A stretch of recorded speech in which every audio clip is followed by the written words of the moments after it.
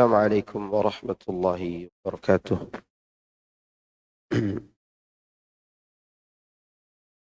Innal hamdalillah nahmaduhu wa nasta'inuhu wa nastaghfiruh wa na'udzu billahi min shururi anfusina wa sayyiati a'malina.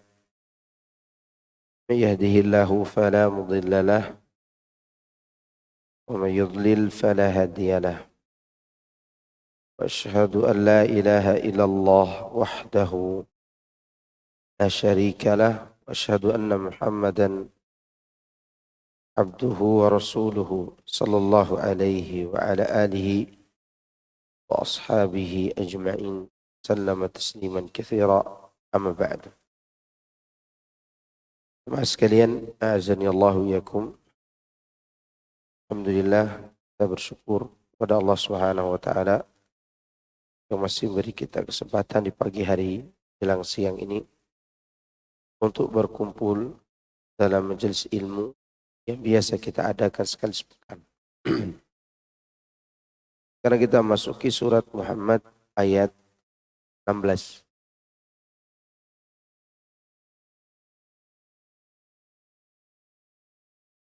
A'udzu billahi minasy syaithanir rajim.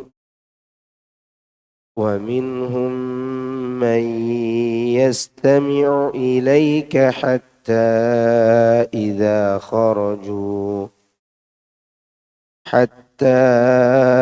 إذا خرجوا من عندك قالوا للذين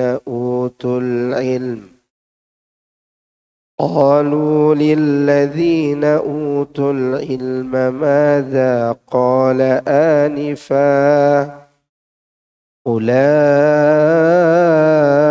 الذين طبع الله على قلوبهم واتبعوا أهواءهم والذين اهتدوا زادهم هدى وآتاهم تقواهم فهل ينظرون إلا الساعة أن تأتيهم بغتة فقد جاء أشراطها فأنى لهم إذا جاءتهم ذكراهم فاعلم أنه لا إله إلا الله واستغفر لذنبك وللمؤمنين والمؤمنات والله يعلم متقلبكم ومثواكم ويقول الذين آمنوا لولا نزلت سورة فإذا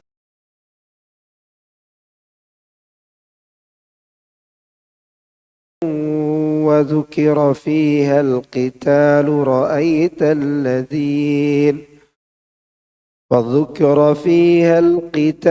رأيت الذين في قلوبهم مرض ينظرون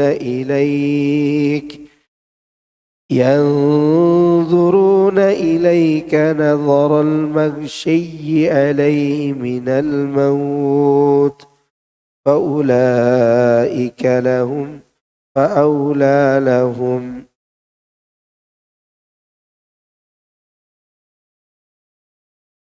طاعة وقول معروف فأولى لهم طاعة وقول معروف فإذا عزم الأمر فلو صدقوا الله لكان خيرا لهم فهل عسيتم إن توليتم أن تفسدوا في الأرض وتقطعوا أرحامكم Ulaika alladhina la'anahumullah. أولئك الذين لعنهم الله فأصمهم وأعمى أبصارهم.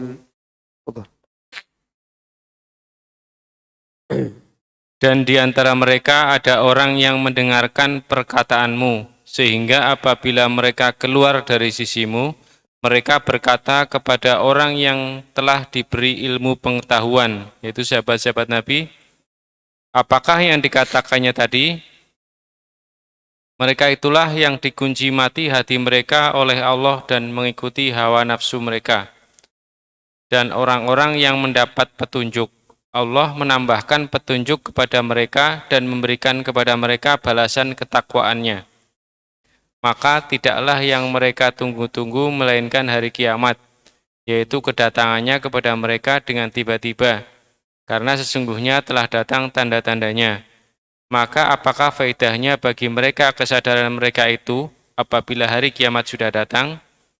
Maka ketahuilah bahwa sesungguhnya tidak ada ilah yang hak melainkan Allah, dan mohonlah ampunan bagi dosamu dan bagi dosa orang-orang mukmin, laki-laki dan perempuan, dan Allah mengetahui tempatmu berusaha dan tempat tinggalmu.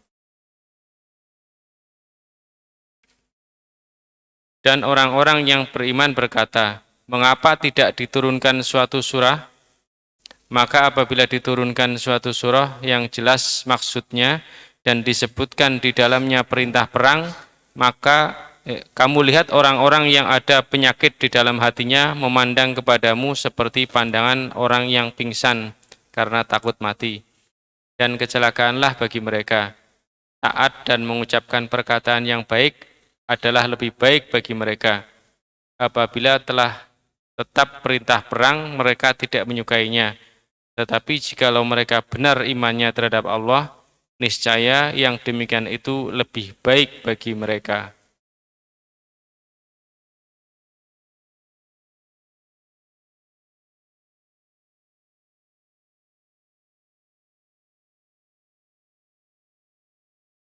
Maka apakah kiranya jika kamu berkuasa, kamu akan membuat kerusakan di muka bumi dan memutuskan hubungan kekeluargaan? Mereka itulah orang-orang yang dilaknati Allah dan ditulikannya telinga mereka dan dibutakannya penglihatan mereka.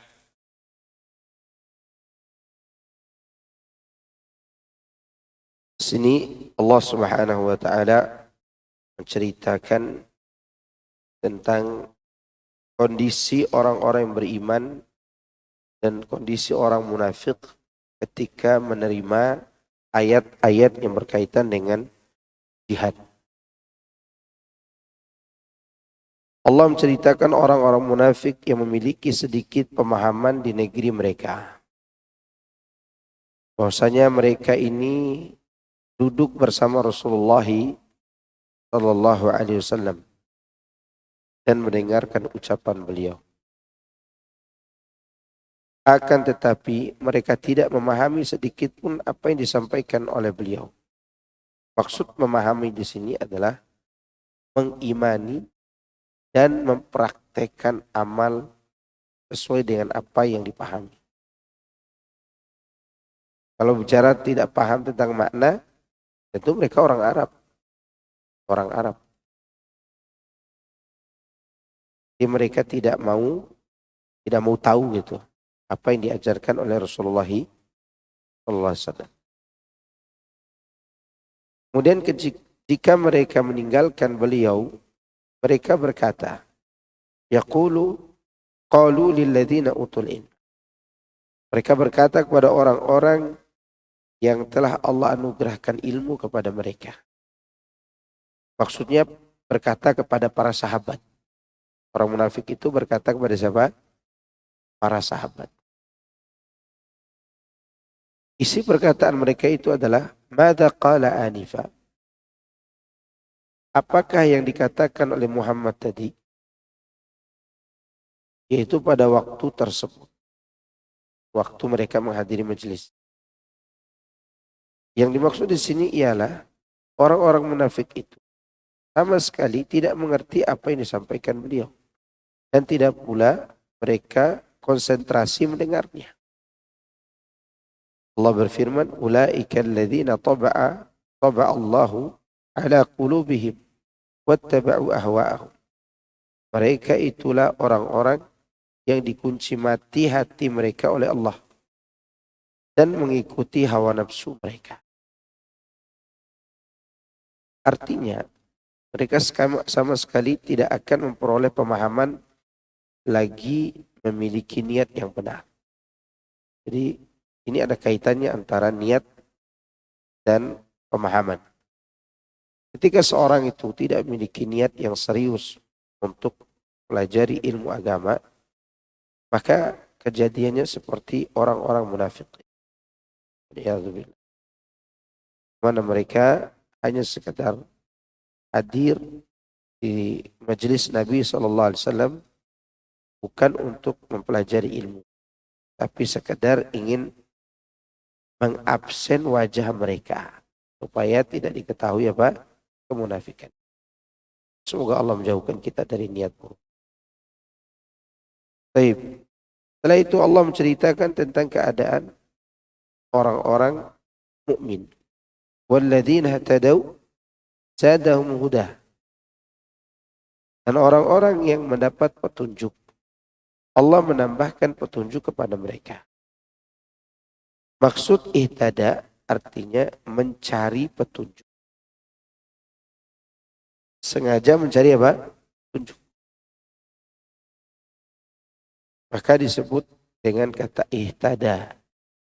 Ihtada adalah kata kerja lampau yang disebut dengan fi'il sulasi mazid. Kata kerja yang tadinya 3 huruf,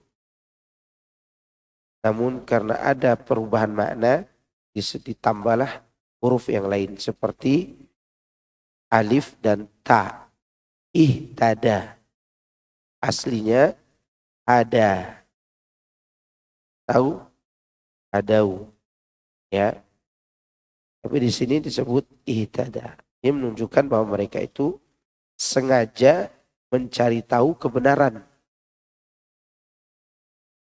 Dan mereka pun belum tahu kebenaran itu.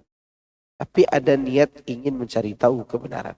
Beda dengan munafik tadi, sekedar hadir. Bukan untuk mencari tahu kebenaran, tapi untuk sekedar memperlihatkan wajah mereka sebagai seorang muslim. Itu aja. Yang ini yang mendapatkan petunjuk dan tambahan ini kata Allah, walladzina ihtadaw. Walladzina ihtadaw. Orang-orang yang mencari petunjuk. Maka Allah memberikan taufik kepada mereka sehingga mereka pun mendapatkan jalan kepada petunjuk tersebut serta meneguhkannya pada petunjuk tersebut. Bahkan mereka memperoleh tambahan, ya. Ini sedikit saya mengulangi. Ini menunjukkan bahwa Al-Quran itu petunjuk buat siapa? Siapa? Masih ingat pelajaran pertama kali kita di Suratul Baqarah? Hudan lil muttaqin. Petunjuk bagi siapa? Orang yang bertakwa. Kalau begitu gimana nasib orang kafir yang belum mendapat petunjuk? Kan mereka belum bertakwa. Gimana? Ya gimana gitu. Nasib mereka yang belum mendapatkan petunjuk, mereka tinggal menggunakan potensi takwa di hati mereka. Karena manusia itu punya potensi takwa sebelum menjadi orang yang bertakwa di atas keimanan. Semua manusia punya potensi itu. Masih ingat orang yang membunuh 99 sampai 100 nyawa itu? Di hatinya masih ada potensi kebaikan. Makanya Allah memberi dia petunjuk. Karena dia memanfaatkan potensi itu. Sifat itu. Ya. Maka oleh karena itu, orang yang mendapatkan petunjuk ini ada dua. Pertama, orang yang belum masuk Islam, dia mendapat petunjuk karena memanfaatkan sifat ketakwaan yang ada dalam hatinya, yaitu cinta kebaikan, benci keburukan. Tapi belum tahu gimana cara mengetahui dan cara mengamalkan kebaikan itu. Kan ada orang seperti itu. Suka kebaikan, suka petunjuk, suka berbuat baik. Dan benci zina, benci ini, benci itu. Nah, orang seperti ini, walaupun dia belum mendapat petunjuk, dia akan mendapatkan petunjuk. Siapa contohnya? Salman, Majusi, Nasrani, ya kan? Diikutin tuh semua. Kan dia pernah dibeli oleh Yahudi. Tapi karena dia memanfaatkan niat baiknya tadi, Allah berikan apa? Petunjuk sehingga dia bisa bersyahadat di hadapan Nabi Sallallahu Alaihi Wasallam. Nah, potensi inilah yang tidak digunakan oleh Abu Talib. Sehingga Abu Talib tidak dapat apa? Petunjuk. Padahal baikan mana? Abu Talib apa Salman? Ya baikan Abu Talib lah. Secara perbuatan Abu Talib lebih baik. Tapi ada potensi di hatinya yang dia tidak gunakan. Maka dia katakan kepada Nabi, seandainya aku tidak takut dicela oleh kaumku, maka engkau akan melihat aku mengikuti agamamu. Jadi dia tidak mau memanfaatkan itu. Itulah sifat ketakwaan bawaan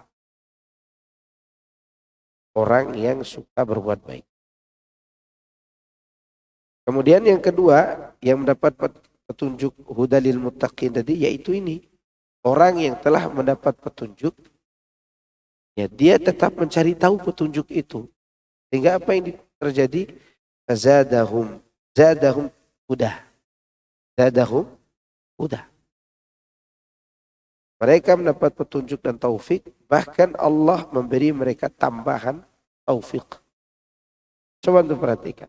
Dulu mungkin kita hanya sekedar tahu tentang sholat. Sekarang kita sudah banyak tahu tentang sesuatu.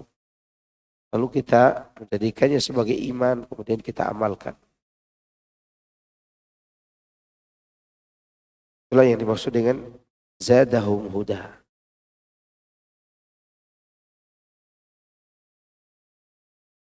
Kemudian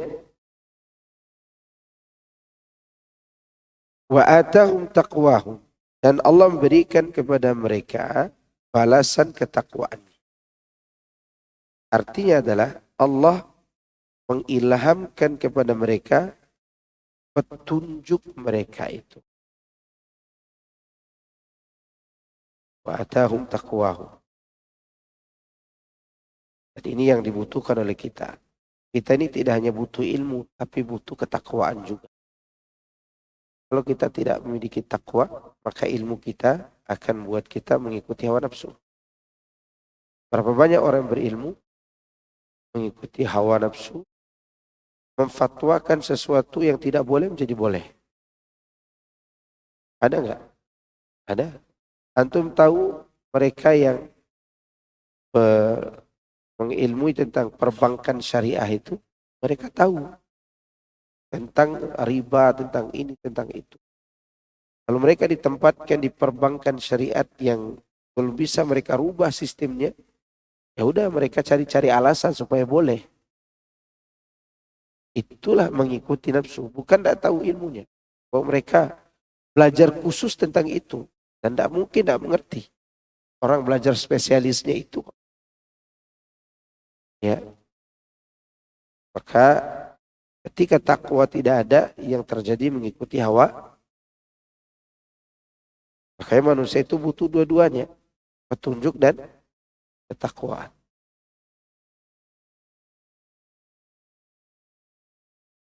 Fahal yanzuruna illa sa'ata an ta'tiyahum baghtah. Maka tidakkah mereka menunggu-nunggu melainkan hari kiamat, yaitu kedatangannya kepada mereka dengan tiba-tiba. Allah ya, kita melihat dunia saat ini, orang begitu bergembira ria dengan keadaan ini, sehingga kebanyakan manusia lupa dengan apa? Akhirat. yakni tanda-tanda kedatangan hari kiamat itu sudah dekat. Asyratuha faqad jaa. Asyratuha itu artinya tandanya sudah dekat. Karena di saat datang tiba-tiba mereka dalam kondisi lengah terhadap hari kiamat. Padahal tandanya sudah ada. Tanda hari kiamat itu ada yang sudah berlalu dan tidak akan terjadi lagi. Contohnya apa? Bulan terbelah, contoh lagi. Diutusnya Nabi, wafatnya Nabi, dan itu tidak akan terjadi lagi. Ya. Kemudian hari kiamat yang sedang terjadi dan akan terus terjadi, akan terus bertambah. Contohnya, laki-laki sedikit, wanita lebih banyak. Dan akan terus begitu. Dan kejadian ini terus berlanjut. Bahwa wanita akan terus bertambah jumlahnya. Saya masih ingat waktu saya umur 23 tahun. Lagi dengar-dengar radio. Di Bekasi itu ada 3 juta wanita perawan tua tidak dapat suami di tahun 2000 berapa itu, kalau umur saya 23 itu berarti 2008 lah. 2008 atau 2009. Terus saya dengar tuh 3 juta wanita gak dapat pasangan. Karena kekurangan laki. Sudah begitu laki-lakinya jadi bencong lagi sebagian. Kan kasihan ibu-ibu kan. Jadi ini tanda hari kiamat yang sudah jelas. Ya, dan terus bertambah. Tidak berkurang. Bahkan ada satu negara, saya dicerita oleh salah satu sahabat saya yang pernah ke sana, Islandia atau Yugoslavia. Pokoknya di negara-negara begitulah, yang ada via-vianya itu. Ya. Itu kriminal dilakukan oleh kaum perempuan. Karena perempuannya terlalu banyak. KDRT kita kan laki-laki. Di sana KDRT siapa? Wanita. Karena kalau macam-macam dikeroyok sama wanita di sana. Maka ini tanda hari kiamat terus terjadi. Belum lagi banyak yang terbunuh di medan perang. Yang terlahir saja banyakkan laki atau perempuan? Banyak perempuan. Maka itu terus terjadi. Kedua, di antara tanda yang terjadi dan akan terus terjadi juga, yaitu wanita yang berpakaian tapi telanjang. Antum tahu apa definisi pakaian tapi telanjang? Dia berjilbab, tak kelihatan rambut, tak kelihatan badannya, tapi lekukan badannya terlihat. Itu berpakaian tapi telanjang. Sekarang yang terlihat di jalan itu bukan berpakaian, tapi memang tidak berpakaian. Lebih parah, maka terus bertambah. Yang dimaksud berpakaian tapi telanjang itu ada wanita, dia pakai jilbab, di atas sini ada punuk ontak nih. Jilbab berbentuk punuk ontak di sini. Terus badannya itu ditutup semua pakai kain, tapi kainnya membentuk lekukan. Itu berpakaian tapi telanjang. Gimana dengan yang pakai celana bupati, buka paha tinggi-tinggi? Mana? Itu menunjukkan bahwa tanda ini terus berlanjut. Wa nas'alullah salamata wal afiyah. Maka Allah katakan faqad jaa asyratuha. Dan ada tanda yang akan terjadi dan belum terjadi. Dan itu tanda besarnya. Seperti kemunculan siapa? Imam Mahdi. Diawali dengan beberapa kejadian aneh. Seperti ada tentara-tentara yang ditenggelamkan oleh Allah di antara Mekah dan Madinah. Namanya Baida. Ketika tentara ini tenggelam di situ, maka orang-orang berbondong-bondong membaiat Imam Mahdi yang ada di Mekah. Karena sebelum tenggelamnya tentara ini, Imam Mahdi tidak ada yang kenal. Makanya aneh sekarang ada foto Imam Mahdi beredar di media sosial. Jadi orang itu akan kenal ini Imam Mahdi atau tidak setelah tenggelamnya tentara besar yang menganut ajaran sesat, ngaku diri muslim.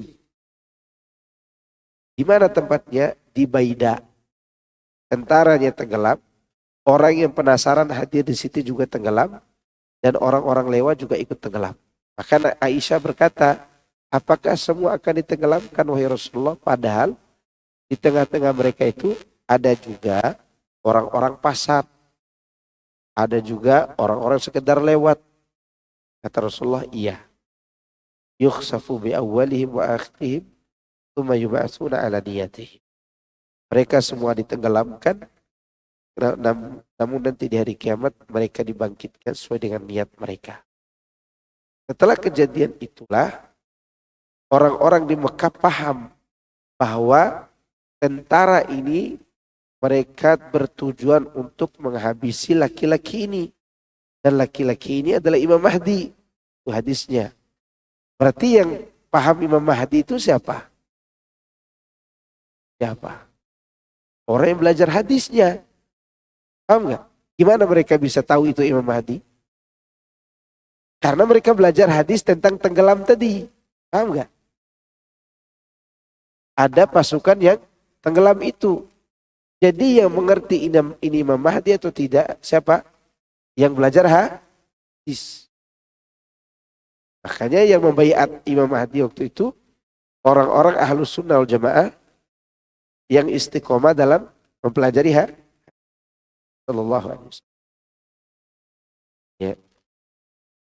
Salah satu riwayat yang mengisyaratkan hal itu nanti antum cari di Riyadhus Shalihin di awal-awal tentang ditenggelamkannya pasukan ini. Nah, ini mengenai tanda yang akan terjadi. Setelah muncul Imam Mahdi itu, maka terjadilah perang antara kaum muslimin dan Romawi untuk menandakan kemunculan seorang yang paling rusak di muka bumi. Siapa? Dajjal. Terjadi pembunuhan antara kaum muslimin dan Romawi. Padahal keduanya itu tidak pernah berperang saat itu. Karena terjadi perdamaian. Gara-gara Romawi mau menghabisi orang Syam, Damaskus, di Butoh, di Suriah. Maka orang Islam yang ada di Madinah pun ikut membela saudaranya. Terjadilah perang itu sebagai pertanda datangnya siapa? Dajjal. Singkat cerita, Dajjal muncul. Berapa lama dia di muka bumi? 40 hari. Hari pertama, hari kedua, 1 bulan. Hari ketiga, 1 pekan. Hari keempat, dan seterusnya sama dengan hari-hari biasa. Pertanyaannya, kalau dihitung dengan hitungan hari Dajjal, berapa lama Dajjal di dunia ini? 1 tahun, 2 bulan, 2 pekan berarti. Ya kan? 1 tahun, 2 bulan,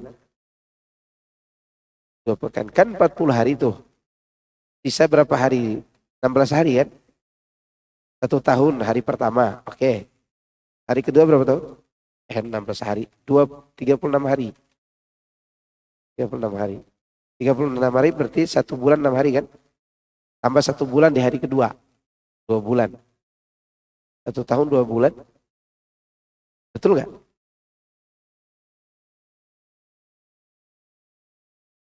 Iya, tambah sepekannya. Iya, 2 pekan. 1 tahun 2 bulan 2 pekan. Iya, hari keempat hari biasa. Ya. 36 dong. 36. Oke. Itu dihitung hari Dajjal. Nah, pertanyaannya gimana cara orang sholat 1 hari sama dengan 1 tahun tadi? Apakah 1 tahun dia sholat di hari pertamanya Dajjal? Tidak. Setahun itu dia ukur. Dan yang bisa mengukurnya orang belajar fikih. Ya, orang belajar apa? Fikih. Belajar tata cara beribadah. Maka orang-orang Islam bisa mengatur waktu tadi. Ini kan sehari sama dengan setahun nih. Setahun itu cuma 5 waktu mereka sholat. Setahun pertama, hari pertama siapa? Dajjal. Yang juga sebulannya. Hari kedua sama dengan sebulan. Berarti berapa waktu dia sholat orang Islam? 5 kali dalam sebulan. Sebulan hitungan Dajjal. Kemudian hari ketiganya 5 kali dalam sepekan. Baru setelah itu hari biasa. Itu akan berkaitan dengan hukum-hukum puasanya juga. Gimana cara buka puasanya hari itu. Kalau dia puasa. Setahun dibayangkan puasa. Itu hari kemunculan siapa? Dajjal membuat kerusakan di muka bumi. Di antara cerita Dajjal itu dia bisa menembus seluruh tempat kecuali Mekah dan Madinah. Adakah tempat lain yang tidak bisa dimasuki Dajjal? Kalau negeri 2 kan, Mekah dan Madinah. Sekarang kita bicara bukan negeri, tempat-tempat. Ada gak? Rumah seorang ahlus sunnah yang kalau didatangi Dajjal dia tutup jendela dan pintu. Bukan karena takut pada Dajjal, tapi karena mengikuti perintah Nabi. Oke? Nanti kalau ada Dajjal datang ke rumah, ditutup saja. Jangan ngintip lagi. Kalau ngintip dia ada di dalam nanti. Ya. Karena tujuan kita nutup pintu mengikuti apa? Perintah Nabi. Dajjal itu kencang larinya. Lebih kencang dari angin yang tertiup kencang. Maka dia bisa mengelilingi dunia. Baik. Siapa yang tidak bisa dikejar Dajjal? Itu orang yang berlari karena mengikuti perintah Nabi. Karena Nabi mengatakan jika kau didatangi Dajjal, larilah. Gimana cara larinya? Tidak usah ditanya, lari aja. Jangan lari tengok ke belakang. Itu namanya balap motor namanya. Lari aja, tinggalkan Dajjal itu. Dan yang paham tentang ini siapa? Kalaupun sudah didapati Dajjal, Dajjal itu membunuh seorang laki-laki yang kemudian dia hidupkan kembali untuk menunjukkan bahwa dia itu sebagai Tuhan. Laki-laki itu mengatakan, saya yakin kau Dajjal. Dibunuh, dihidupkan, saya tambah yakin kau itu Dajjal. Karena hadisnya mengatakan demikian, Dajjal itu membunuh, kemudian mematikan lagi, menghidupkan lagi, dan ini kejadiannya gitu. Jadi laki-laki yang dibunuh ini siapa? Yang baca hadis tadi. Maka dia katakan apa? Semakin yakin. Nah ini faedah yang sangat luar biasa. Jangan pernah meremehkan belajar apa? Karena menghindari fitnah itu dengan cara belajar agama. Sekarang fitnah yang besar yang kita rasakan sebelum kemunculan Dajjal, ya media sosial.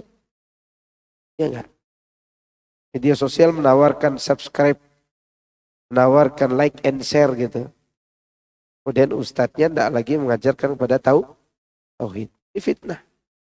Fitnah media sosial. Gimana kalau nanti Dajjal menawarkan surga lewat tangan kiri? Menawarkan hujan yang menumbuhkan kebun yang hijau.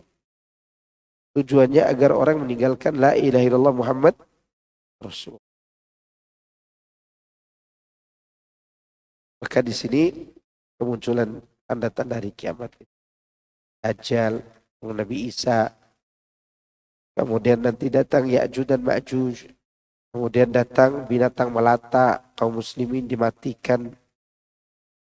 Terjadi kerusakan di mana-mana. Tidak ada lagi manusia yang baik di muka bumi. Dan Al-Quran semua sudah dikosongkan dari lembaran. Dan dinaikkan semua lafadznya. Dan ini semua nanti akan kosong. Allah Maha Kuasa mengangkatnya. Kemudian laki-laki menyetubuhi 50 wanita. Berapa wanita? 50 wanita. Dan zinanya di jalan-jalan. Tidak di tempat tertutup lagi. 50 wanita untuk satu laki-laki. Semakin sedikit tapi semakin banyak laki-laki. Semakin sedikit. Nah, faedah buat ibu-ibu nih. Bersyukurlah punya suami. Karena akan ada masanya manusia tidak dapat apa? Suami. Walaupun suaminya gantengnya setengah matang. Ya enggak? Bersyukur saja. Kalau dia hitam, berbangga aja dengan hitamnya. Karena ada kadang ibu-ibu ngomong, kok suami anti hitam ya? Jawab aja. Bumi ini tidak akan hijau kecuali setelah dilewati awan yang hitam. Itulah suamiku. Ya aja, kan berbangga aja. Kenapa harus takut dibully orang? Ya, itulah tanda hari kiamat. Akan terjadi hal ini. Maka Allah katakan, faqad jaa'a asyaratuha. Tunggu benar-benar telah datang tanda-tandanya. Jadi tanda-tanda hari kiamat itu sudah dekat. Berkenaan dengan hal tersebut, Allah Subhanahu wa taala berfirman, iqtaraba lin-nasi hisabuhum wa hum fi ghaflatin mu'ridun. Telah datang kepada manusia hari penghisaban segala amal mereka, sedang mereka berada dalam kelalaian lagi berpaling. Dengan demikian, diutusnya Rasulullah SAW merupakan salah satu tanda dekatnya hari kiamat. Ini lantaran beliau adalah penutup para Rasul yang melalui beliaulah Allah Subhanahu wa taala menyempurnakan agama dan menegakkan hujjah atas semesta alam. Rasulullah SAW sendiri telah memberitahukan tanda-tanda hari kiamat. Lalu beliau menjelaskan sekaligus menguraikannya secara gamblang, dan ia belum pernah disampaikan oleh seorang nabi pun sebelumnya, sebagaimana yang dijelaskan dalam bahasanya masing-masing. Bahasanya masing. Jadi Nabi SAW menjelaskan tentang tanda kiamat itu udah jelas. Tadi udah sampaikan beberapa isyarat. Al Hasan Basri mengutarakan, pengutusan Muhammad sallallahu alaihi wasallam merupakan salah satu tanda dekatnya hari kiamat, dan benarlah apa yang beliau katakan. Oleh karena itu, di antara sebutan Nabi alaihi salatu wasallam adalah Nabi Taubah, Nabi yang menyerukan supaya bertaubat. Nabiul Al-Malhamatu, Nabi yang berperang. Al-Malhamah artinya perang. Nabi Al-Hashir, seorang yang menggiring, yaitu yang menggiring manusia atas dua kakinya menuju ke arah alam mahsyar. Serta Al-Aqib yang terakhir, yang tidak ada lagi Nabi setelahnya. Imam Bukhari dia berkata, Ahmad bin Mikdam memberitahu kami dari Fudail ibnu Sulaiman, dari Abu Roja, dari Sahal bin Sa'ad, dia berkata, aku pernah menyaksikan Rasulullah SAW bersabda dengan mengisyaratkan jemarinya seperti ini, yaitu dengan jari tengah dan telunjuk seperti ini. Wistu ana wa sa'atu kahataini. Aku diutus sedangkan hari kiamat jaraknya antara aku dengan hari kiamat itu seperti jarak jari ini. Seperti ini Nabi. Jadi hari kiamat itu betul-betul sudah dekat. Sangat dekat. Tapi kejadian pastinya kita tidak tahu. Makanya disebutkan anta'tiyahum baghtah. Hari kiamat itu datang tiba. Fa'anna lahum idza ja'atuhum dzikrahum. Maka apakah faedahnya bagi mereka, kesadaran mereka itu apabila hari kiamat sudah datang? Artinya gak ada manfaatnya menyesal pada saat itu. Maknanya apalah artinya peringatan bagi orang-orang kafir jika hari kiamat telah datang kepada mereka. Saat peringatan itu tidak sama sekali atau sama sekali tidak lagi berguna bagi mereka. Hal itu sama sebagaimana firman Allah berikut ini. Yauma idzin yatadzakkarul insanu wa anna lahu adzikra. Ingatan, dan pada hari itu manusia itu mengingat, akan tetapi tidak berguna lagi ingat bagi dirinya. Di manusia mengingat dosanya, dia menyesal, dia takut kepada Allah. Tapi hari kiamat sudah datang. Bahkan kalau sudah datang salah satu tanda hari kiamat juga, ada tanda hari kiamat yang bila dia datang tidak berguna lagi penyesalan. Apa itu? Matahari terbit dari barat. Pertanyaannya, kalau matahari terbit dari barat, kemana dia terbenam? Barat apa timur? Barat apa timur? Dia balik lagi ke barat. Makanya hari itu orang beriman. Beriman. Mereka semua beriman. Kapan mereka kufur lagi? Besok ketika matahari terbit lagi dari timur. Ya. Itu menunjukkan matahari yang bergerak atau bumi yang berputar.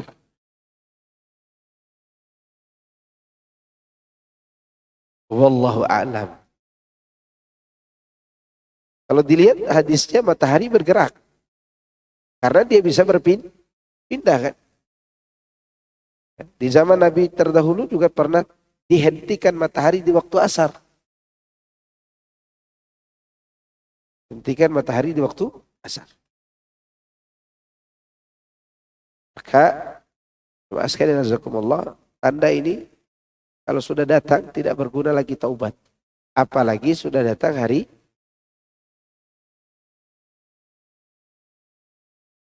Selanjutnya Allah berfirman, fa'alam annahu la ilaha illallah.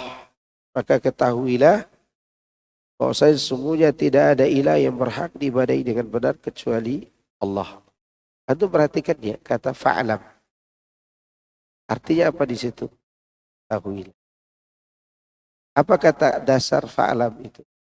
Ini kan kata perintah. Kata dasarnya apa? Saya katakan begini, berilah. Kata dasar berilah apa? Beri, ya kan? Atau makanlah. Kata dasarnya. Sekarang fa'lam. Kata dasarnya. Ayo. Masa belum tahu-tahu?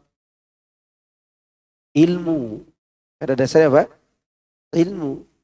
Fa'lam itu kata dasarnya al-ilmu.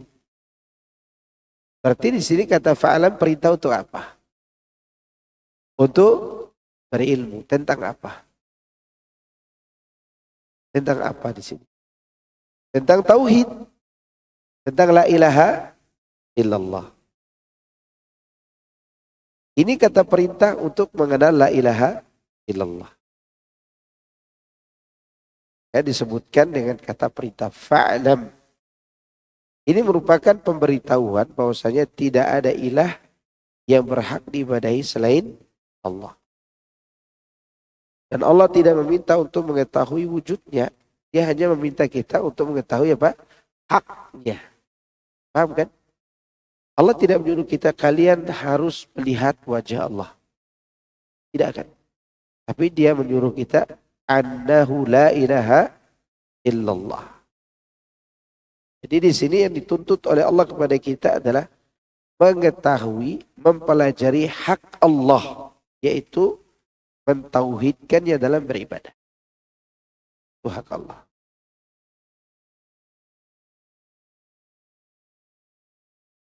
Oleh karena itu Allah menghubungkan firman-Nya itu dengan firman-Nya berikut ini. Wastaghfir lidzambika walil mu'minina wal mu'min. Mohonlah ampun bagi dosamu dan bagi dosa orang-orang mukmin, laki-laki maupun wanita. Sebutkan dalam hadis yang sahih bahwa Nabi SAW bersabda, berdoa, Allahumma gfirli khati'ati wa jahli wa israfi fi amri wa ma anta a'lamu bihi min. Allahumma gfirli hazli wa jaddi wa khata'i wa amdi wa kullu dhalika indi. Ya Allah, ampunilah kesalahan dan kebodohanku serta sikap yang berlebihan dariku dalam urusanku dan segala apa yang Engkau lebih mengetahuinya daripada diriku. Ya Allah, ampunilah candaku, juga seriusku, ketidaksengajaanku dan kesengajaanku. Sebab semua itu ada pada diri. Diri kita ini ada fasilitas perbuatan salah.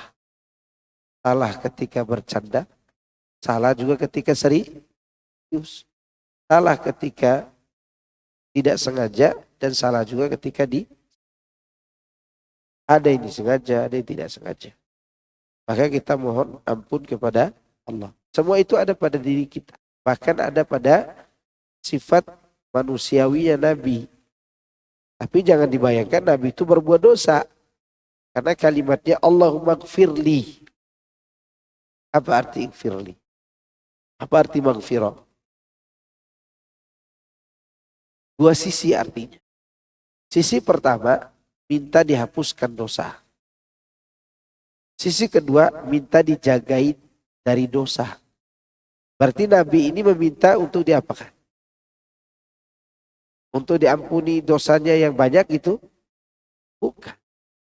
Minta agar Allah menjaga beliau dari dosa. Karena kalimat maghfirah artinya mahyul sayyiat, penghapusan dosa, dan hifdzu anis sayyiat, dan penjagaan dari dosa. Kalau kita beristighfar, Rabbighfirli wa tub alayya innaka antat tawwabur rahim. Berarti kita dua-duanya minta diampunkan kesalahan kita dan minta apa? Dijagain dari dosa. Dan Nabi SAW juga ikut meminta agar beliau terjaga dari apa? Karena pada diri kita ini ada sifat berbuat salah. Kemudian apa lagi? Sifat bodoh. Ada gak? Ada. Sifat berlebih-lebihan. Ya kan? Tidak sengaja karena lupa. Dan sengaja juga ada. Kadang kita bercanda, kadang kita serius. Di semua tempat ini ada kesalahan yang kita lakukan. Ada gak orang serius dia berbuat dosa? Serius dia berbuat dosa. Ya? Kan banyak orang serius berbuat dosa. Saking seriusnya sampai mengurut jidatnya. Ya kan?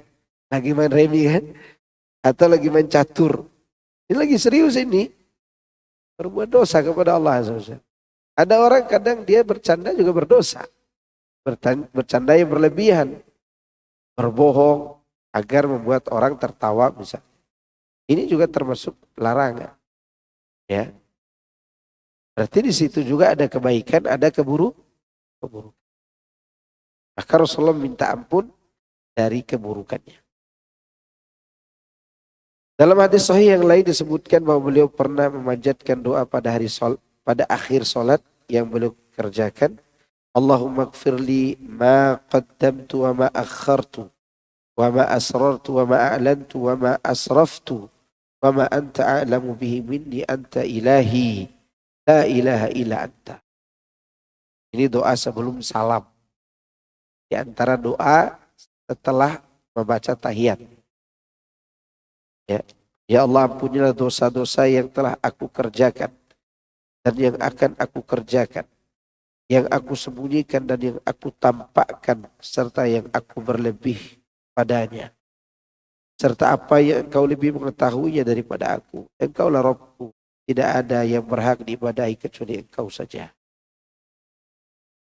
Ini namanya lafaz istighfar. Kalau kita memohon ampun kepada Allah, gunakan lafaz-lafaz Nabi SAW. Bagus baca. Ya. Dipulang PR kita ini.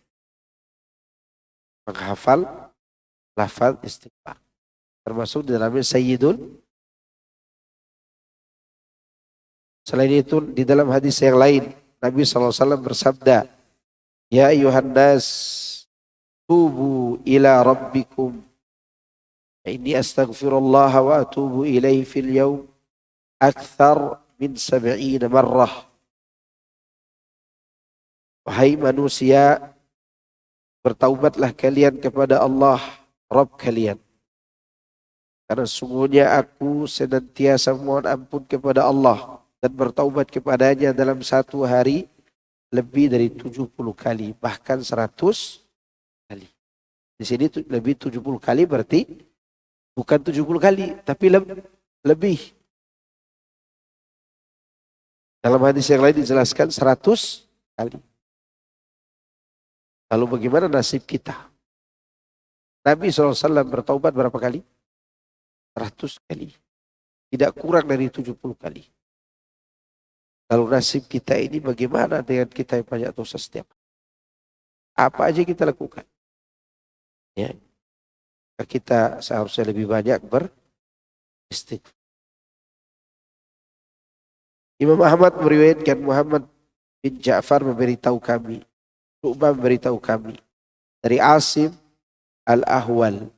Dia berkata, aku pernah mendengar Abdullah bin Syarkhas berkata, aku pernah datang kepada Rasulullah SAW. Lantas aku makan makanan beliau bersama-sama beliau. Kemudian ku katakan, mudah-mudahan Allah memberikan ampunan kepadamu ya Rasul. Beliau menyahut menanggapi juga kepadamu. Selanjutnya ku katakan, bolehkah aku mohon ampunan untukmu? Maka beliau bersabda, ya boleh. Dan mohonlah juga untuk kalian. Dan setelah itu beliau membacakan ayat, wastaghfir li dzambika walil mu'minina wal mu'min. Mohonlah ampun untuk dosa-dosamu dan bagi dosa orang yang beriman laki-laki maupun perempuan.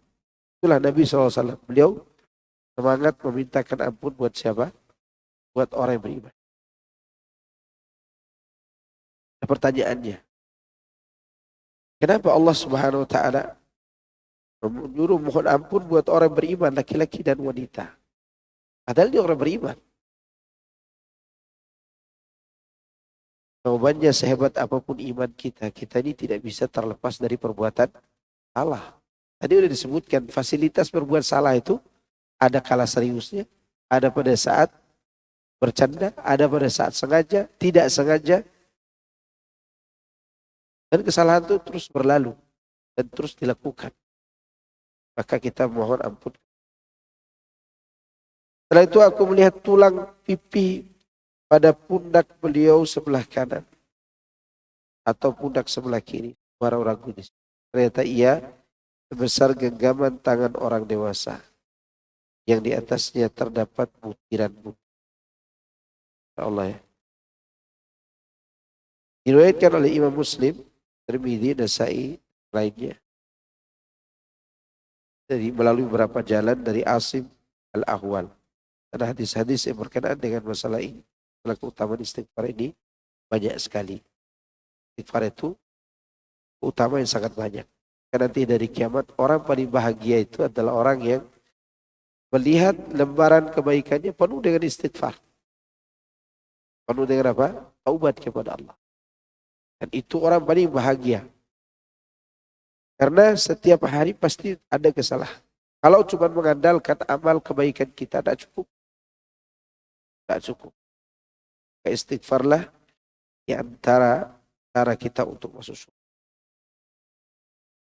Bahkan orang yang istiqomah sekalipun, pasti dia berbuat salah.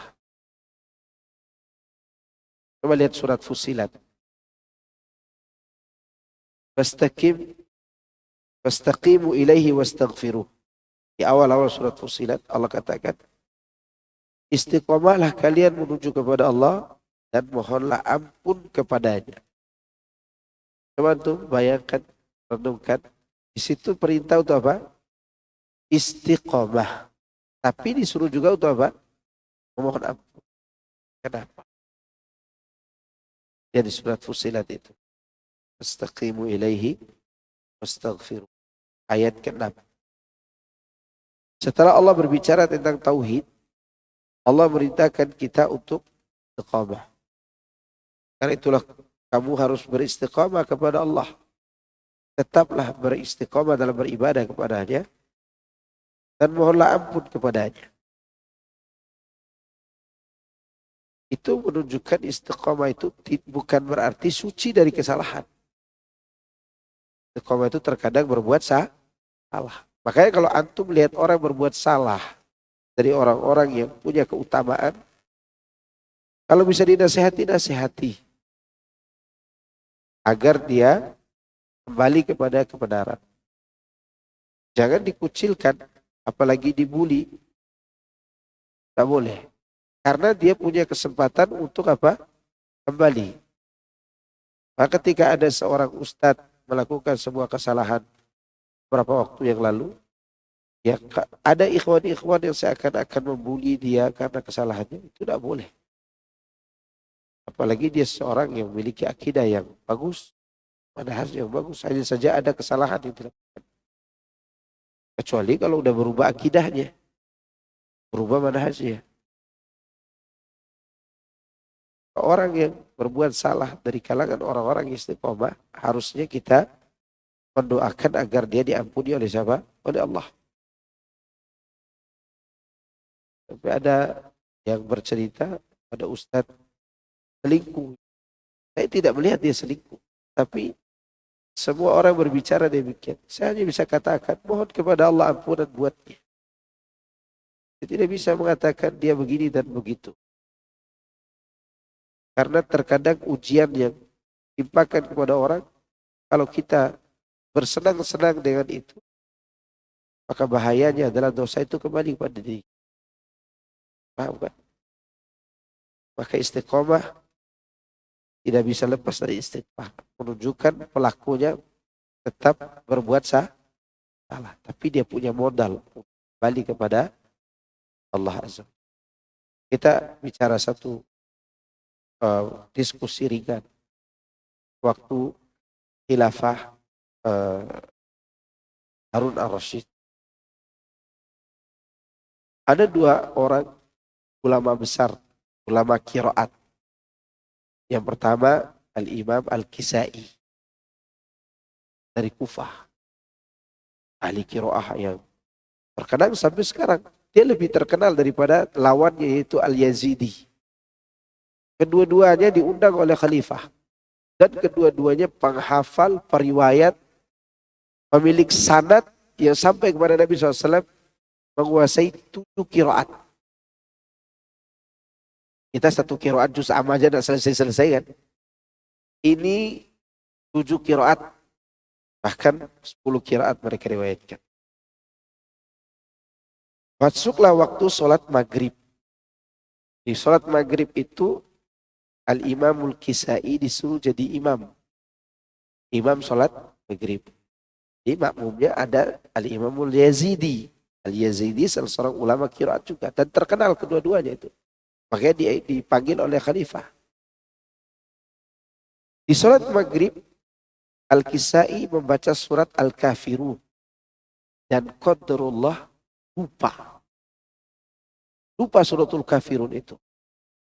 Seorang penghafal Quran, perawi riwayat 7 qiraat, lupa membaca surat Al-Kafirun.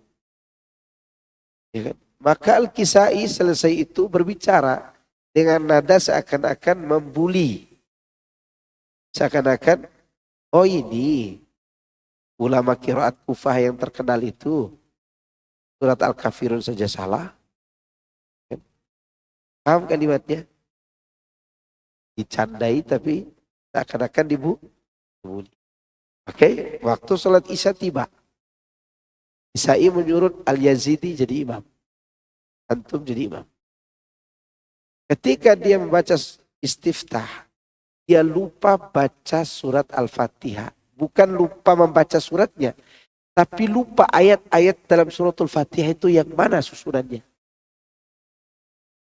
Diperbaiki di belakang oleh Al-Kisai surat apa? Al-Fatihah. Sampai selesai sholat. Maka Al-Imamul Kisai berkata kepada Al-Yazidi, saudaraku, Jangan engkau bersenang dengan kesalahan orang lain yang boleh jadi suatu hari nanti kesalahan itu juga diujikan pada diri. Lalu apa yang dilakukan? Istighfar. Kitanya yang minta ampun kepada Allah. Mohon kepada Allah. Jangan kita melihat kesalahan orang lain yang kita tidak senangi orang tersebut, lalu kita bersenang-senang dengan dia. Nggak boleh. Urusannya besar. Karena di sana masih ada kesempatan dia istighfar kepada Allah. Sekarang kita senang dengan dosa orang lain dan orang itu sedang duduk di pojok rumahnya, melakukan tahajud dan witir, memohon ampun kepada Allah.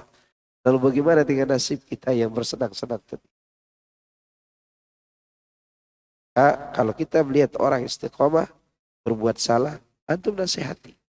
Walaupun dia ustadz antum, nasihati. Kita juga manusia kan? Ya. Kalau antum mau tahu ustadz itu lebih banyak diceramahi oleh istrinya daripada dia ceramah istrinya.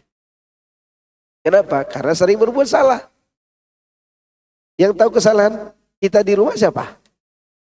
Istri, bukan menteri keuangan. Istri yang tahu kesalahan. Maka diceramahi karena kita berbuat salah. Makanya minta ampun kepada Allah Azza. Ini cara yang paling efektif untuk menghindari kesalahan. Makanya ada orang yang sering berbuat salah, kemudian bertaubat, Allah senang dengan orang ini. Cuman dia berada dalam posisi yang bahaya, takut mati dalam saat berbuat salah.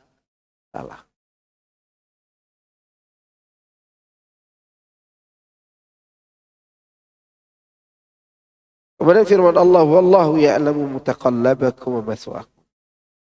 Dan Allah mengetahui tempatmu berusaha dan tempat tinggalmu.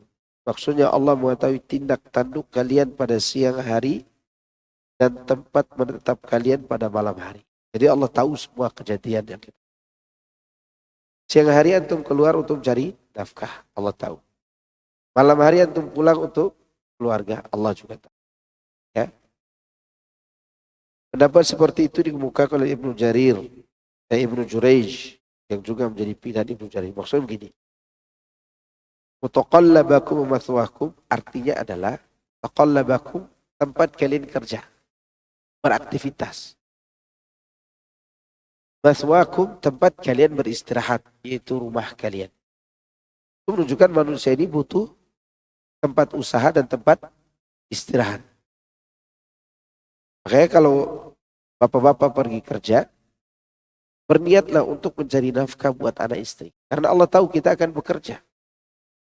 Dan itu akan membuat kita lebih diberkahi oleh Allah SWT. Selesai kita kerja, balik ke rumah. Selesai kegiatan di luar, balik ke rumah. Jangan nongkrong kemana-mana. Mentang-mentang banyak kafe, ke kafe aja ceritanya. Balik, karena itu tempat tinggal kita. Itu menunjukkan bahwa kita mendapat hak keluar dan kita memberi hak orang di dalam. Hak kita keluar itu ya kita pergi usaha. Atau pergi meeting. Meeting juga usaha enggak? Nah, meskipun pulangnya enggak bawa uang. Ana pernah nasihati seorang yang dia gaji setiap bulannya 1.750.000, kadang 2 juta. Dia tidak sanggup tidak cukup untuk menafkahi anak istri. Saya pernah ngomong, coba ente sering ketemu orang, meeting ya kayak orang penting aja. Ya udah datang dia meeting sama teman-temannya, itu aja pulang bawa ilmu. Sekarang dia bisa menghasilkan uang sebulan 100 juta, 200 juta. Sekarang orang tersebut siapa? Bukan saya, teman saya. Kalau Anda dapat segitu, Anda udah melalu lalang kemana-mana. Touring terus kalau begitu. Jadi lihat bagaimana orang keluar, Allah tahu dia keluar untuk usaha. Allah akan berikan sesuai dengan niatnya. Dia balik untuk keluarganya. Maka ibu-ibu kalau suami keluar jangan ditahan-tahan. Cemburu boleh, tapi jangan dikancing suaminya. Karena ada sebagian orang mengkancing suaminya. Ya, makanya orang Arab mengatakan ketika istri mengatakan, kamu jangan keluar rumah. kamu di rumah saja. Kan kadang ada istri seperti itu. Suaminya takut bertemu dengan kasir Indomaret, kasir Alfamaret. Karena mungkin suaminya genit juga mungkin ya. Tapi ditahan. Si suaminya berkata kepada istri, wahai istriku, dulu Rasulullah SAW pernah mengatakan, ada seorang wanita masuk neraka gara-gara menahan kucing. Lalu bagaimana nasibmu yang menahan aku? Gitu. Ya, hati-hati itu.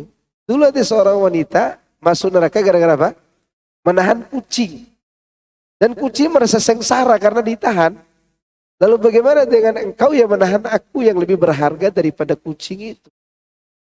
Maka kalau laki-laki keluar, doakan biar dia berkeluar. Biar dia melalang buana untuk mencari nafkah itu. Jangan ditahan. Tersiksa dia nanti bisa sakit gula. Dia. Bisa sakit. Laki-laki kalau ditahan sakit. Ya, Anda cerita sedikit pengalaman. Saya kan hobi motor nih. Naik motor terus. Waktu agak sedikit. Yang ngeyel dulu, memang Anda suka touring. Ke Bima, ke Lombok. Isi kajian juga bukan sekedar touring. Berangkat sama teman-teman bikin daurah kecil-kecilan. Itu kadang dihalangi sama istri. Saya kata kepada istri. Dan ini antum catat. Untuk antum katakan juga nanti. Kalau hobi touring gitu. Allah mengharamkan wanita untuk dizinahi. Allah mengharamkan judi. Allah mengharamkan minum khamar. Allah mengharamkan musik. Semua ini disukai oleh kita. Ada satu yang dihalalkan Allah. Main motor kau haramkan juga. Sengsara banget hidup saya ini. Nah, setelah itu dibebaskan. Tapi justru setelah dibebaskan, adrenalinnya tidak ada. Ya nggak hobi juga setelah itu. Nggak hobi pergi. Jadi ini menunjukkan bahwa biarkan orang itu keluar. Karena Allah tahu tempat mereka kerja di mana. Laki-laki di mana? Di luar. Wanita di mana? Di rumah. Ibu-ibu di rumah guling-guling aja di rumah itu. Insya Allah dapat pahala. Bolak-balik seperti membolak-balik kue gitu. Silakan bolak-balik. Nunggu suami. Tapi dengan niat mengikuti firman Allah. Waqarna fi buyutikunna.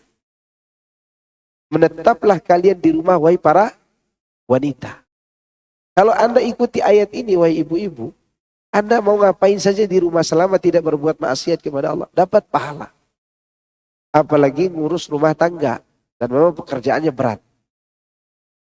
Ya, di rumah mereka mengurus rumah tangga itu berat. Berat apa ringan?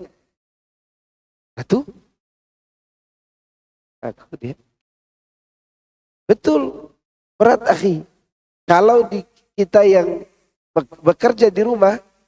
Anda yakin antum akan pilih kerja di luar. Kerja di luar. Apalagi anak 1, 2. Makanya wanita itu berubah karakternya ketika punya anak. Ketika punya anak. Begitu bulan pertama bulan madu. Belum punya anak nih. Bulan madu terus tuh. Begitu lahir anak pertama. Dia harus bangun menyusui. Bangun cebok. Ganti popok. Itu merubah karakter dia nantinya. Tiba-tiba temperamen. Tiba-tiba dia marah. Padahal sebelumnya dia tidak pernah marah di rumah orang tuanya.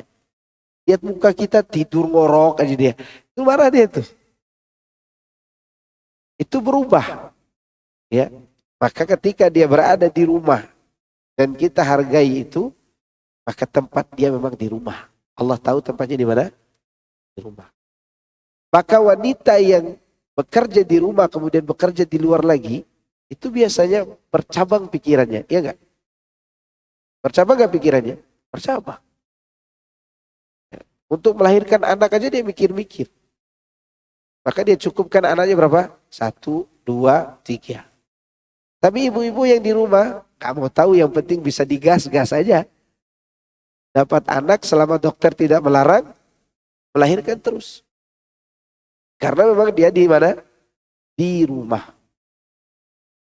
Maka oleh karena itu Allah beritahukan di sini, pendapat yang benar Allah tahu tempat kalian bertindak tanduk di siang hari itu di mana. Itu laki-laki. Kerja di luar, berdagang. Dan dia juga tahu tempat kalian kembali bermalam, itu rumah kalian. Maka segeralah berumah tangga.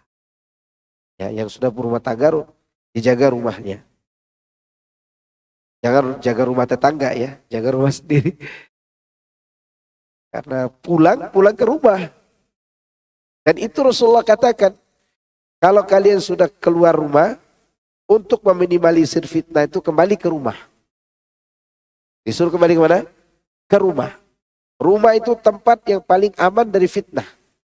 Tapi jika di rumah terjadi sesuatu, pergi ke masjid. Pergi ke masjid. Dan itu yang paling aman. Jangan ketika punya masalah di rumah, pergi ke mana? Ke kafe, ke bar-bar, tempat biliar. Jangan. Pergi ke masjid. Karena bahayanya laki-laki kalau dia tidak ke masjid, dia akan membandingkan perilaku istrinya dengan orang lain. Itu bahayanya. Maka ibu-ibu hati-hati juga mengusir suami. Pergi kau dari rumahku, kata istrinya. Begitu dia pergi baru dia lihat kasir Indomaret aja dia udah senang. Kenapa? Bapak ada yang mau ditambah? Di rumahnya enggak ada ngomong begitu. Tambah lagi Pak gitu, enggak ada. Di rumah makan sendiri di luar sana katanya. Ya. Dan itu akan menjadi perbandingan. Maka supaya kita aman sendiri wahai laki-laki, supaya kita tidak tergoda dengan apa yang kita lihat di luar, ke masjid. Ya. Karena Allah Subhanahu wa taala telah menempatkan kita di mana? Di rumah setelah keluar rumah. Tapi ini mengenai makna ayat ini yang dimaksud mutaqallabakum wa mathwaakum adalah tempat kerja dan tempat kembali. Ada yang menafsirkan yang lain. Ya. Tafsir seperti ini juga disebutkan oleh Ibnu Abbas, tempat usaha kalian di dunia dan tempat tinggal kalian di akhirat. Ini makna yang kedua. Dunia tempat usaha, akhirat tempat kembali. Sedangkan As-Suddi mengemukakan, maksudnya tempat usaha kalian di dunia dan tempat tinggal kalian di kuburan nanti. Dan semua makna ini adalah makna yang jelas dan tepat. Memang Allah sudah tahu tempat kita kerja yaitu tempat kerja, rumah tempat kita kembali. Allah juga tahu tempat kita usaha dunia, tempat untuk mendapatkan hasil di mana? Akhirat. Allah juga tahu tempat usaha kita beramal di dunia dan tempat tinggal kita di dalam kuburan. Maka persiapkan diri untuk menghadapi kehidupan itu. Saya kira itu yang bisa saya sampaikan. Dan adapun ayat selanjutnya kita bahas nanti aja. Alhamdulillah pagi ini suara anak keluar. Tadi malam belum. Tadi malam masih serak-serak. Ada pertanyaan enggak? Ibu-ibu ada yang bertanya silakan. Yang ada bawa HP, yang WA di grup silakan di WA. Ada yang bertanya lewat grup silakan. Antum ada yang bertanya bapak-bapak?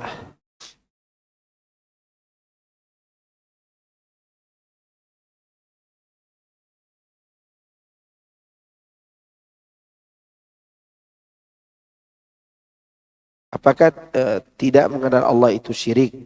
Izin bertanya Ustadz berkaitan dengan hal ini. Mohon jawabannya. Tidak mengenal Allah Subhanahu wa taala pendorong kuat untuk melakukan kesyirikan. Tidak mengenal Allah pendorong kuat untuk melakukan apa? Kesyirikan. Karena tujuan kita hidup ini ada dua. Pertama mengenal Allah, kedua untuk beribadah kepada Allah. Mana dalilnya? Dalilnya disebutkan dalam surah At-Tahrim. Allahul ladzi khalaqas samawati surah At-Talaq afwan. Surah At-Talaq. Allahul ladzi khalaqa sab'a samawati wa minal ardi mithlahunna yatanazzalu al-amru bainahunna lita'lamu anna Allah ala kulli syai'in qadir. Allah yang menciptakan 7 lapis langit dan 7 lapis bumi seperti itu. Dan Allah turunkan perintah di antara keduanya agar kalian mengetahui bahwa Allah itu Maha Kuasa atas segala sesuatu.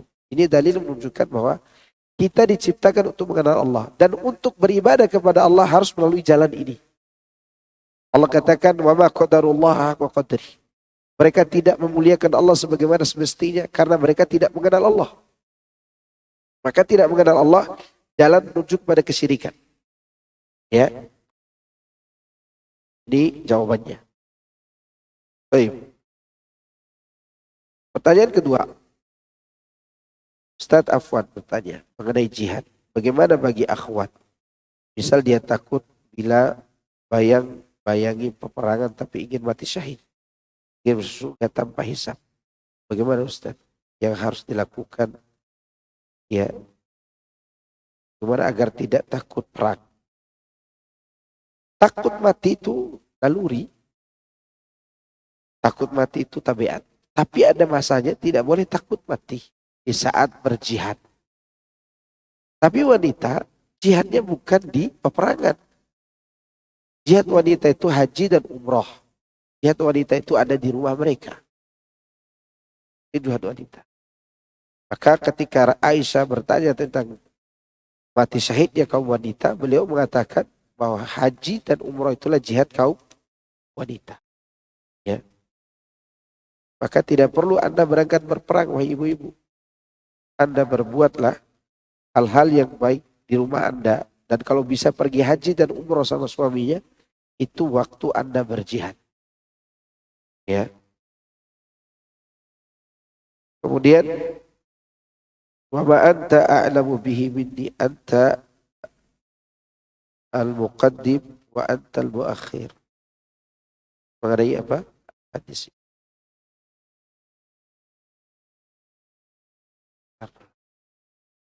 Antal muqaddim wa antal muakhir. Ada tambahannya?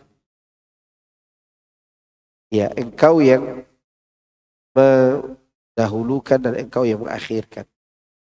La ilaha illa anta.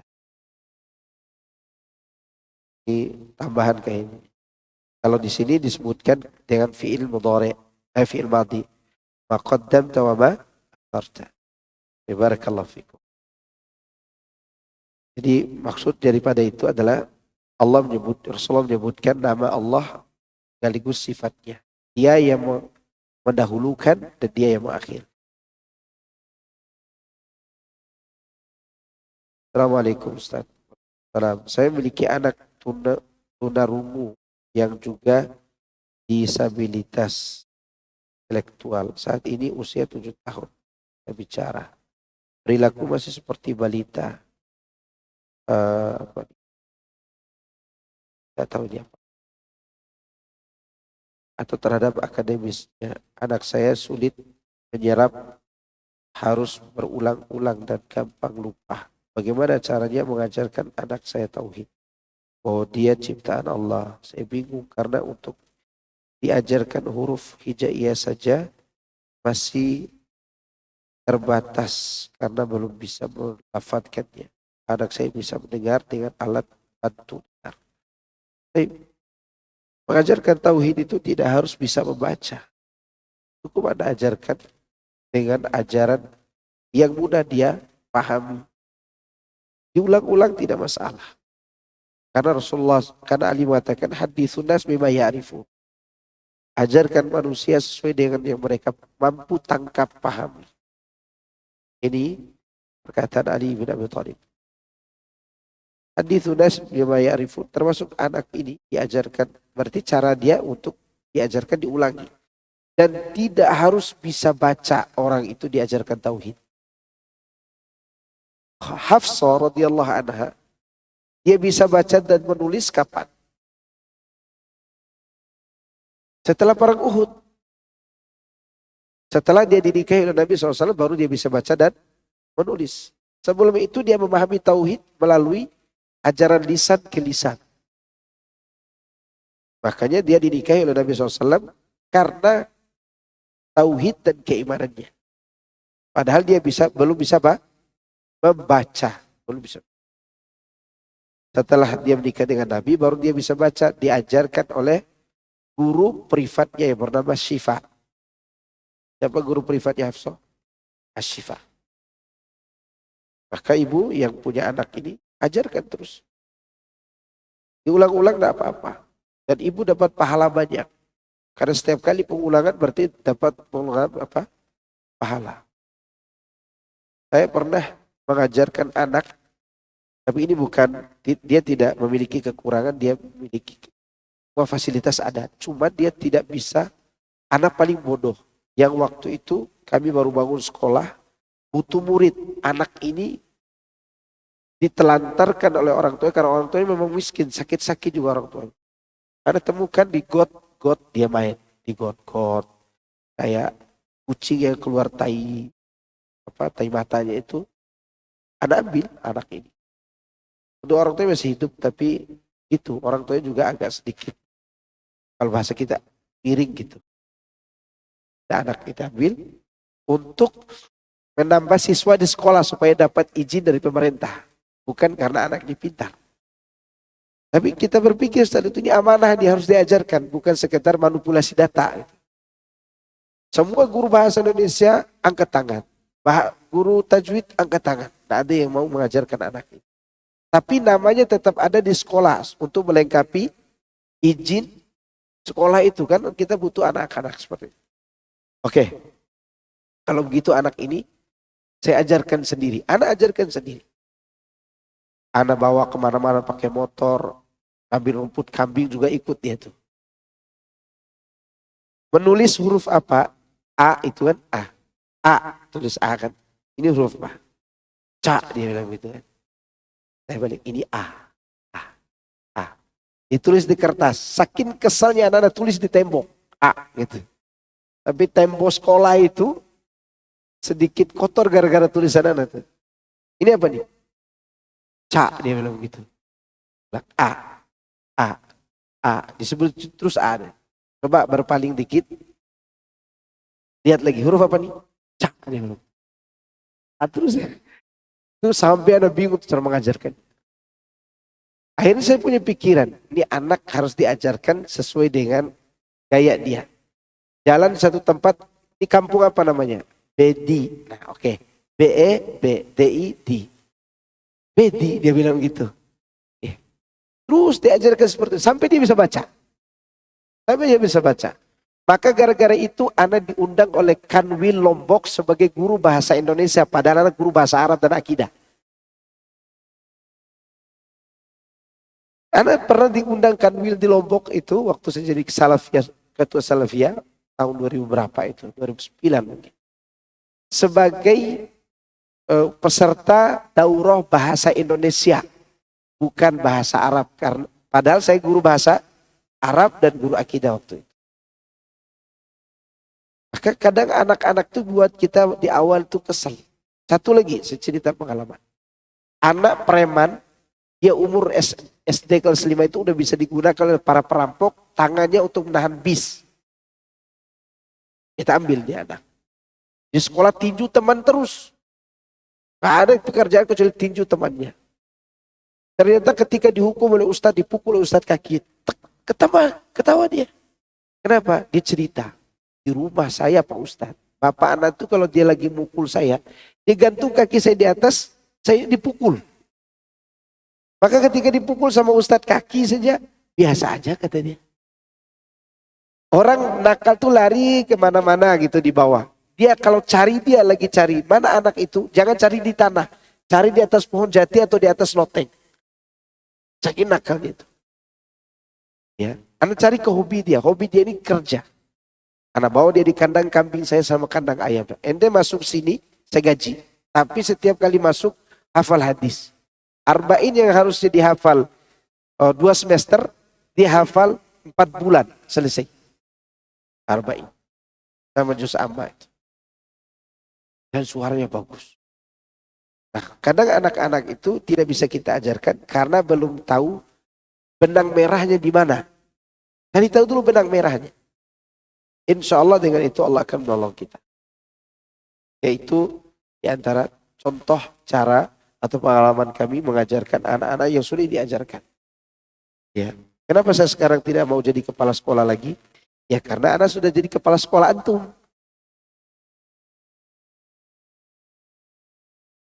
Bukan karena tidak mau mengajarkan anak-anak.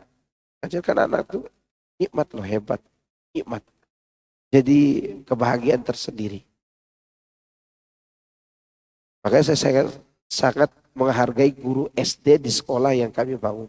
Kenapa? Karena dia lebih sulit daripada mengisi kajian bapak-bapak ini. Karena jadi guru SD udah berapa tahun, jadi kepala sekolah juga udah berapa, 2-3 kali. Itu tidak jadi lagi. Karena ngisi kajian di luar seperti itu. Baik, cukup ya? Cukup? Subhanakallahumma bihamdika asyhadu an la ilaha illa anta astaghfiruka wa atubu ilaik. Assalamualaikum warahmatullahi wabarakatuh.